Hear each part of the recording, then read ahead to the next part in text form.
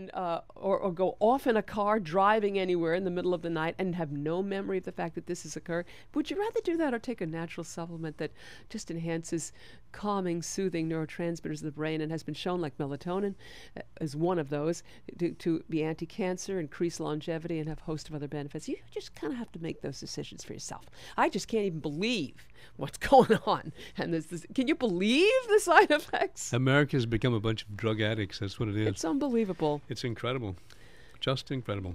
The Harvard School of Public Health researchers examined the association between vitamin C intake and the risk of coronary heart disease, called CHD, in more than 85,000 women who participated in the Nurses' Health Study. Is that a small study? On my comment here.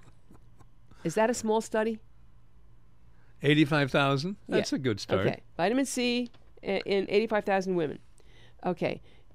A not significant weak protection against coronary heart disease was observed in women who received most of their vitamin C from diet alone.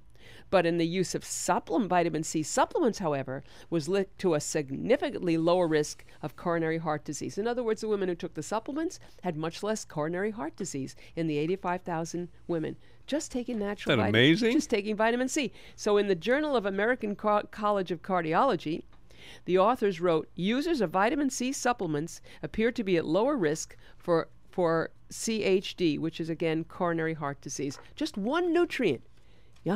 One nutrient, people. Good grief. And you add that to cardiozyme, and what can you get there?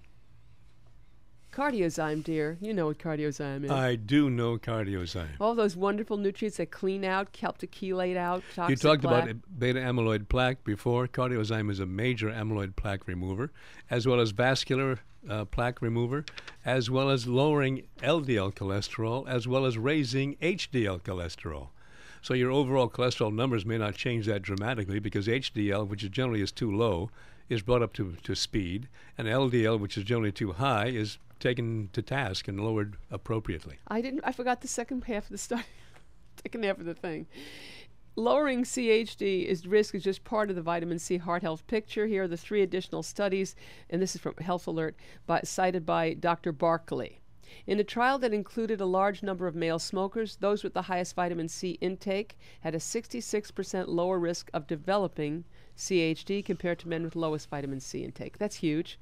In a study of healthy middle-aged men, those who had deficient vitamin C levels, listen people, were more than 3 times more likely to have a heart attack compared to men who were not vitamin C deficient. That means less vitamin C, 300% more heart attacks. This is what Dr. Matthias Rath said years and years ago. Over and over again. And an examination of heart attack patients showed that combination of at least 1,200 milligrams of vitamin C and at least 600 milligrams of vitamin E significantly reduced the risk of a second heart attack and other life-threatening complications. That's much better than statin drugs, folks. Much more effective, much safer to use. Okay, there you go.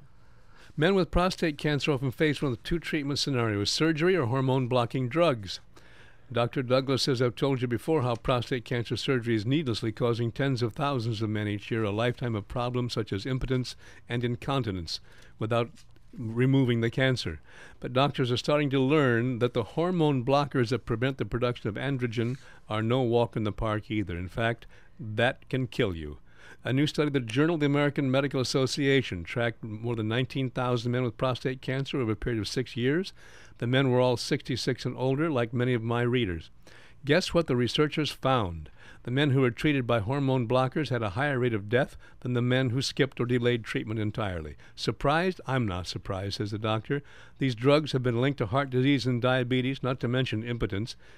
Even the American Cancer Society's chief medical officer, reacting to the study, said he hoped doctors would be more cautious about giving these drugs to older prostate cancer patients.